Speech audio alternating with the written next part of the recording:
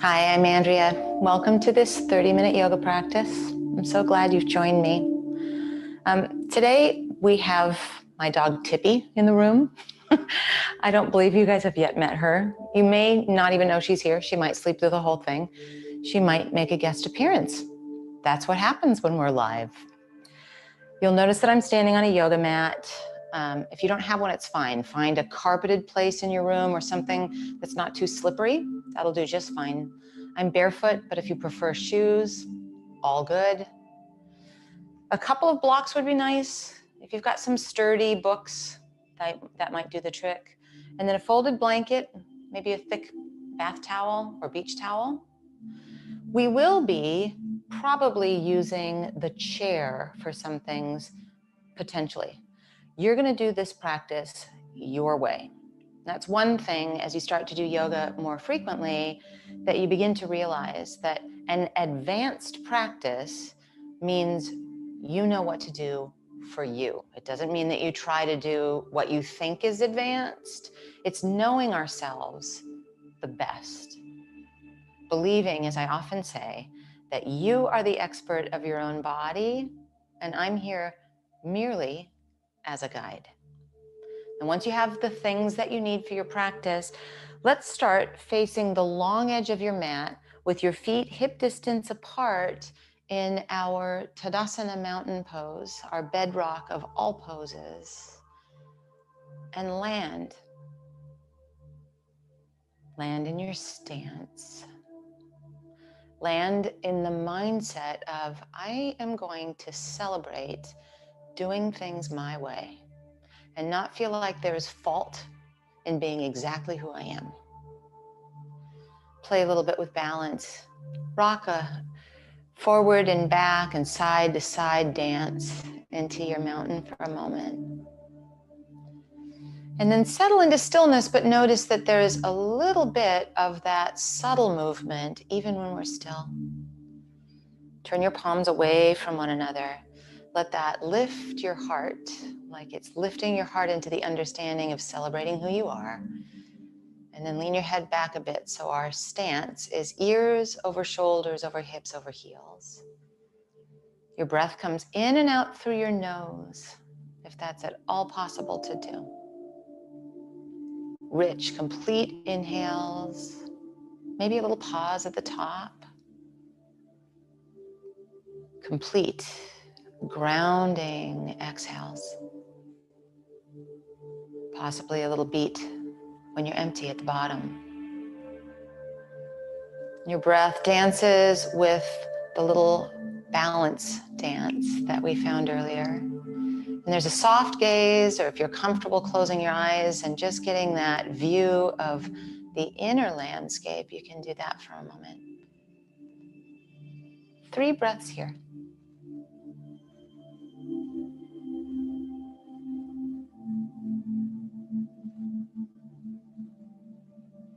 I'm going to move my mat a little bit for this next part, but just keep your mat facing me so that you don't have to turn your head a lot to see what I'm up to.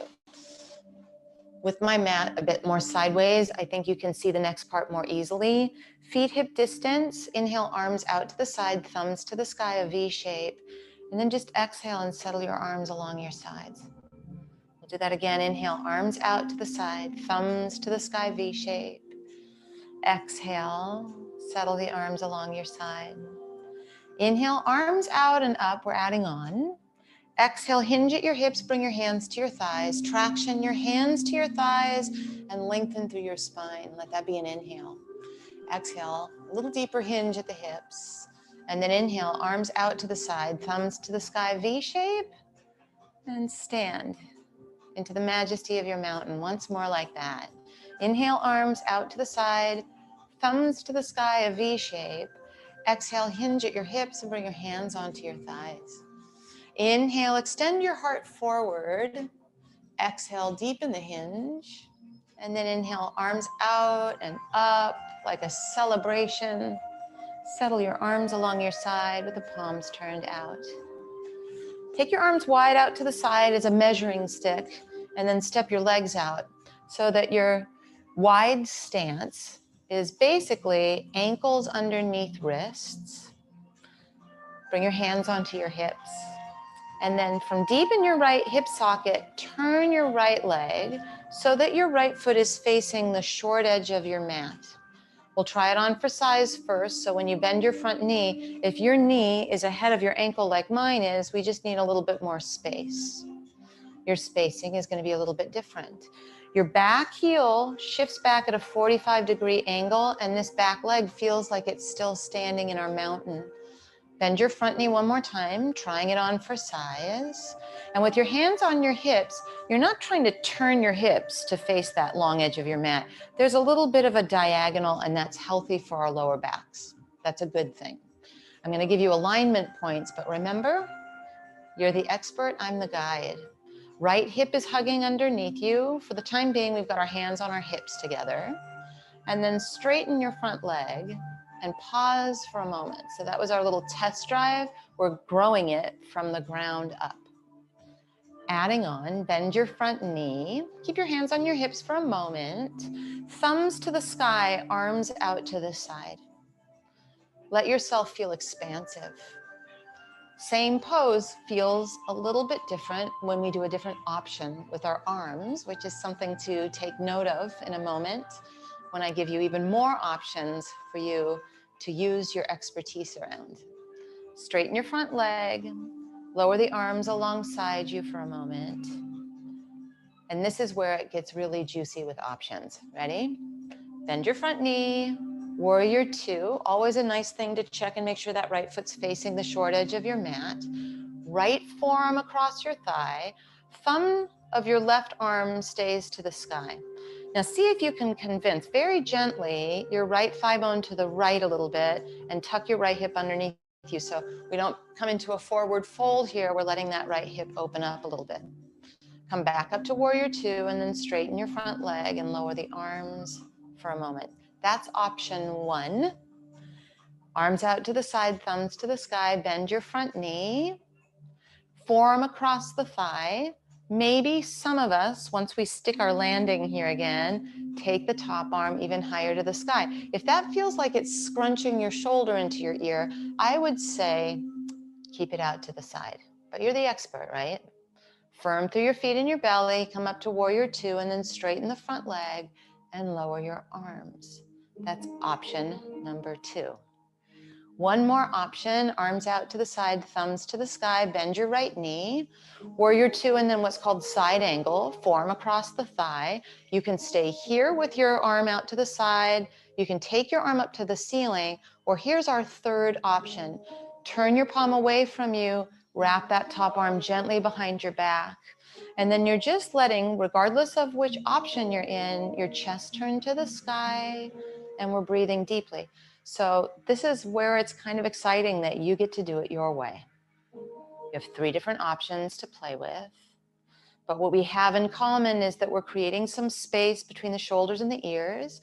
If you need to come out of it, you know how to come out of it like we did before. You can just go to warrior two and then straighten that front leg. 2 more moments here, unless you're already on your way out. Remember, you're the expert. That would be a sign of you using your expertise, I think. Now, come upright into warrior two, thumbs to the sky, and straighten your front leg. Turn all of your toes to face the long edge of your mat. Stay this wide. Inhale, arms out to the side, thumbs to the sky, V shape overhead. Exhale, hands to the tops of your thighs, bend to your knees, a hip hinge. Our head is not going any lower than our hips. In fact, inhale and grow even longer and taller through your spine as you're here. Pause for just a moment. It's a bit of a counter pose, a little detour between sides of our side angle. Now firm through your feet and your belly and come upright.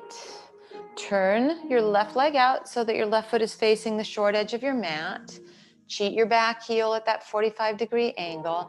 Hands on your hips, bend your front knee, and just check and make sure that the spacing is still true to form, that your left knee and left ankle are on the same line, and then straighten your front leg and pause for a moment.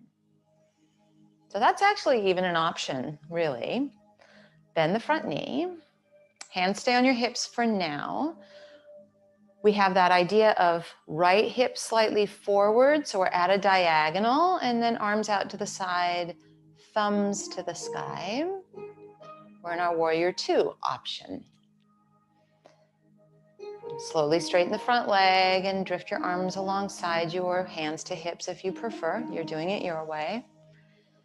Bend the front knee, arms out to the side, thumbs to the sky. Your left forearm comes onto your left thigh, right thumb to the sky. You're kind of interested in convincing your left thigh bone to the left, and that left hip is hugging underneath you. Your back leg feels to be standing in mountain pose. There's so much space between your shoulders and your ears. This is option one. We'll go back to Warrior Two, and then straighten the front leg and pause for a moment. Really good. Option two, second side. Ready? Bend your front knee. Warrior Two. Form across the thigh. Either the arm stays out to the side or you start to drift it to the sky, but we make sure that spaciousness is true on both shoulders, and especially if you're starting to feel like you're shrugging your top shoulder into your ear, might be better to go with option one. 2 more moments here. And then just come through Warrior Two, thumbs to the sky. Slowly straighten the front leg. Drift your arms along your side. Final option, last visit to side angle. Bend your front knee, Warrior Two, thumbs to the sky. Form across the thigh. Option one. Option two, the arm drifts up. Option three, turn your palm away from you and weave that top arm behind your back. And then all of us will luxuriate in some sensations that might be getting a little stronger because we've visited a few times. Rotate your bottom ribs towards the sky. Take a few breaths. Really great. Slow motion with your belly firm. Warrior Two, thumbs to the sky, and then straighten your front leg. Turn all toes to face the long edge of your mat and heel toe, until we're standing in our mountain. There are a few options for triangle pose. Either take your blocks, turn them their tallest, and put them, as I've positioned mine, back behind you, so we'll be in front of them on your mat. Or take your chair and put it right in the middle of your mat so that your hand can be on your chair for triangle. Another option is to come to the wall, to turn your right foot towards the wall, cheat your back heel, take your arms out to the side, lean onto the wall, have a little soft bend in the front knee, and do your triangle against the wall. So you get to decide. We'll all do triangle together, and not one of us will do it exactly the same way. I think that's kind of exciting. So if you're at the wall, you'll just step your feet. You can sort of position it so that it's like our Warrior Two stance. We'll do that in the middle of our mat if you're not at the wall. So ankles underneath wrists, hands to hips, turn your right leg out, cheat your back heel back. It's a hinge at the hip, whether you're at the wall or using your chair or using your block. So lengthen out, hinging at your right hip, and then take your hand either to a block that's tall on the outside of your right foot, or to the base of your chair that's next to your mat, or you're just leaning against the wall and your hand doesn't need to touch really anything because you have the positioning or the support of the wall. And then see if you can thumb to the sky of the top arm, lengthen the bottom ribs, and rotate your chest a little bit towards the sky without struggle anywhere. So good. Last couple of moments here.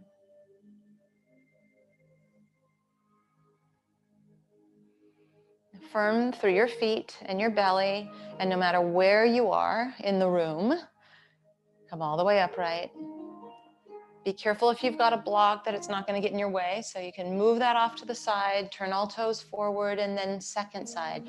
Turn your left leg out, cheat your back heel at a 45-degree angle, thumbs to the sky. A micro bend in that front leg is a good idea. Lengthen with your hinge at your hip, like there's somebody over there that you want to tickle. And then take your hand to your block on the outside of your left foot. Maybe you're sliding down your wall or your left hand is on the base of your chair. Imagine that you're spinning your inner upper arms away from one another to create even more space between the shoulders and the ears. And then let it be a celebration of you doing this your way. And guess what? Every day is a different day. So you could decide to do it differently next time, and that would still be your way. 2 more moments.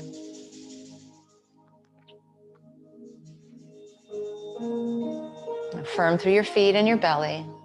Come all the way upright. Turn all toes to face the long edge of your mat, and then gently heel toe, heel toe. And all of us are standing in our mountain again, no matter where we've journeyed off to in the meantime. Making our way to the floor means making sure our space is clear. I'm going to keep my mat at this angle because I think you'll be able to see me best this way. Still keep your mat facing me. A few prop moves so our blocks are not in our way. And then lastly, I think, so as you come to the floor, you can use the base of your chair, you can use your blocks to help. But I think you might want your folded blanket here for underneath your knee. We're doing a pose that looks a little bit like our triangle pose, except we're kneeling. So since your knees are going to be on the ground, they may be sensitive. Now, once we line up, you will take your right hand. So let me turn this way so it's easier for you to follow. You're going to take your right hand, your right knee, and your left foot, all as if a middle line, like a triangle, and then take your left hand onto your hip. I like to curl my right toes under, and then remember in our side angle pose how we were hugging our hip underneath us. Try that here. It becomes a little bit of an anchor for the pose. This is option 1.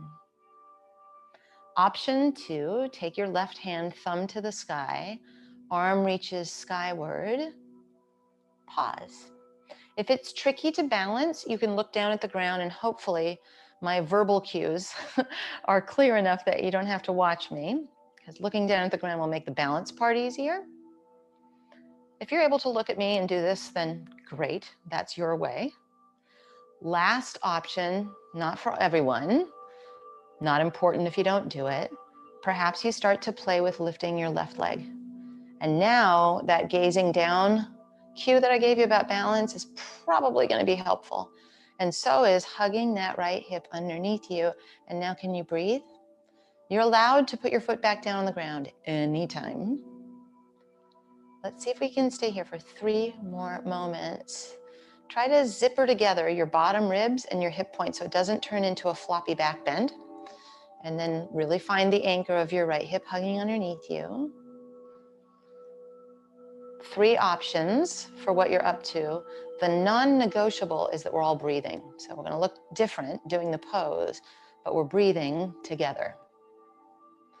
Now slowly, if you lifted it, put your left foot onto the ground, bring your left hand onto your hip.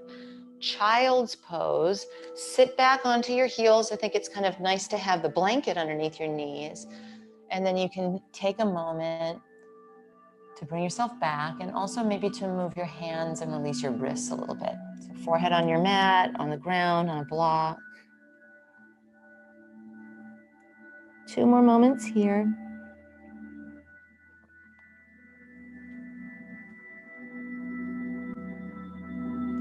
Then come to hands and knees, second side of our side plank. Easy for me to say, huh?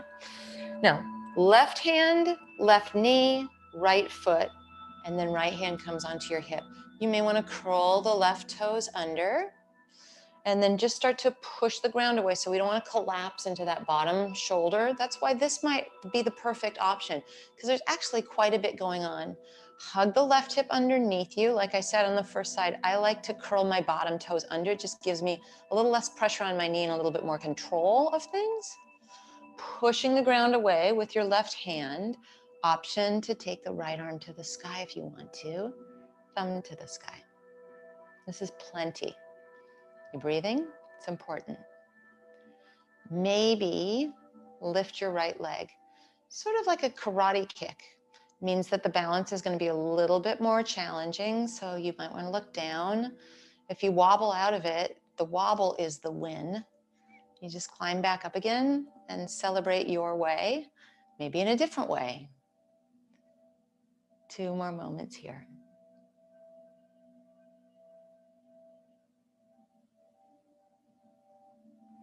Now put the foot down if you lifted it. Bring your right hand back onto your hip. And then look down and unwind. And this time we make our way into a few different options for a hip opener. So I'm going to give you 3 different ways, and then you get to decide which one is yours. The first one is seated with your right ankle on top of your left thigh, and you want to sit up tall. So if this is crumbling, I would say that this is not quite the option. You want to make sure that you're really flexing that right foot a ton. If this is crumbling, maybe lie down and do it as a reclining pigeon. So ankle on top of knee as you lie down, and you could actually put your blanket underneath your head if you want to. Some people will thread the needle with their right hand through the space and either hold the hamstring of your left foot or interlace around the shin. Lastly, if neither of those work for you, extend your legs out in front of you, probably seated on your perch is a good idea, and then put your right foot like a tree pose into your left inner thigh, and you might put one of your blocks underneath the right thigh bone. So 3 different options. You get to decide, and then settle into it. Settle into your expertise and do it your way. Once you're settled, maybe close your eyes. And at this stage of the game, we can let the exhales become a little bit longer than the inhales. The relaxation side of our nervous system.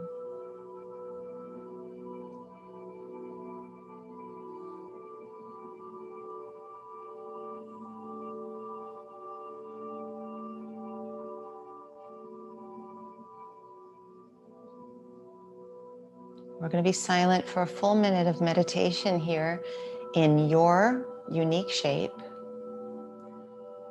starting right now.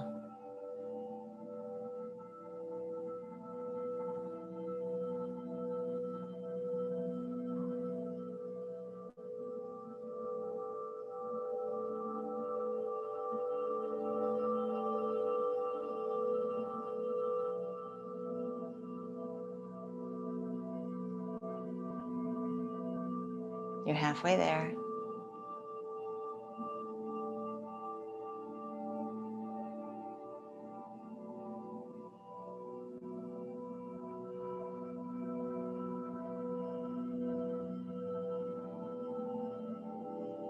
Really great.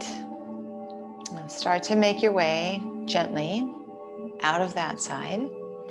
Might be nice to just give both legs a little waggle out in front. If you're lying on your back, you can just let the legs extend out almost like a Shavasana meditation for a moment if you don't feel like getting all the way back up again. Once you're lying down, it's kind of nice to stay there. And then second side, this is where it's exciting. Now you know the options and you choose the option that served you on the first side for your second side. And here's the thing. Even when there's a practice where I'm not saying different options, you always have these options. So no matter what class you're taking, if one of these feels particularly great to you, then know that you can do it. So if there's a hip opener time in a class and the hip opener that the teacher, including me, is suggesting doesn't really feel great for you, know that you can do these, any of these. And once you've found your option, a minute of silence. You could close your eyes if you'd like. Starting now.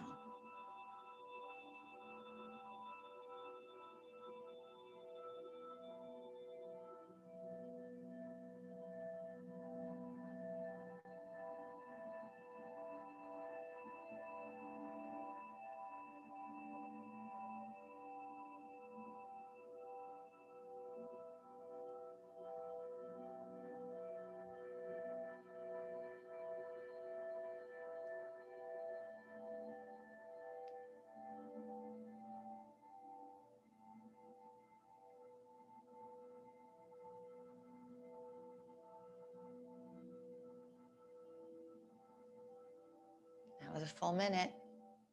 Really well done. Gently start to make your way back. If you're lying on the ground, we're going to be joining you on the ground so you can stay where you are. The rest of us, maybe that little waggle. Make sure that you're careful with props because we are going to lie down and you don't want to be bumping into them. That includes your folded blanket. So you can put that off to the side as well. And then lie down on your back. Bend your knees and let your feet be as wide as your mat and cactus your arms out to the side. Imagine that we have become human windshield wipers, and just gently, a little scooch of your hips to the left and your knees spill over to the right. Your feet stay as wide as your mat. This is plenty. Some of you might pick up your right foot and cross your right ankle on top of your left knee, which looks a lot like two of the options you might have explored in our hip opener, the seated version and the reclining pigeon. Stay for a moment here.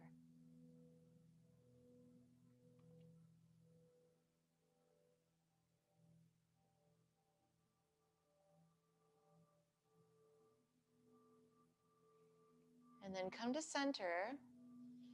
Give this gentlest little scooch of your hips to the right as your knees spill over to the left. Options continue. So you could pick up your left foot and put that across your right thigh if it feels good. And if it doesn't, you're the expert.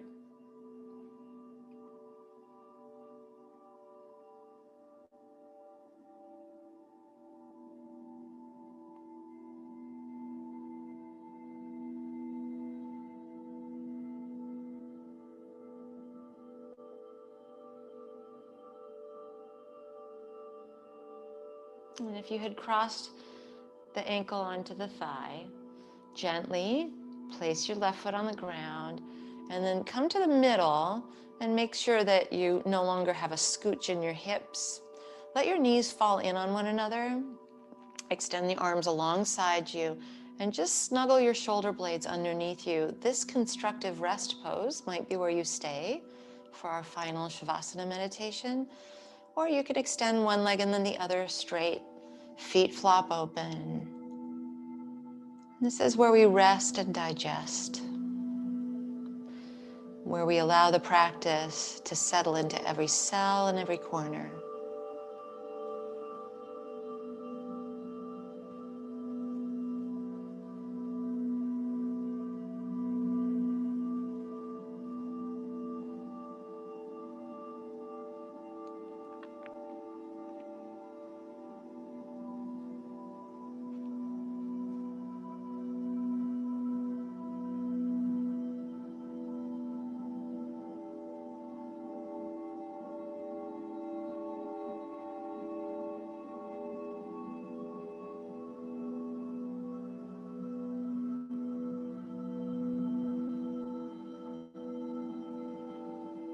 You're welcome to stay here in your final Shavasana meditation as long as you'd like. If you're ready to start to find your way back, gently move your fingers and toes. Maybe add a stretch of arms and legs in opposite directions. Bend your knees and place your feet on your mat. Maybe you're already there. Carefully roll to either side. Use the strength of your arms to come up to any comfortable seat, and you can sit back onto your folded blanket or towel if that feels best. Take a moment, palms up or down.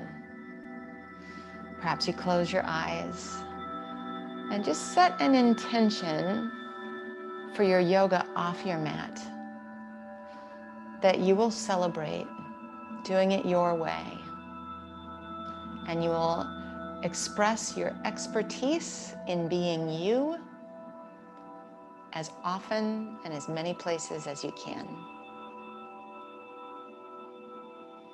I'm Andrea. Thank you so much for practicing with me. We'll do it again together soon.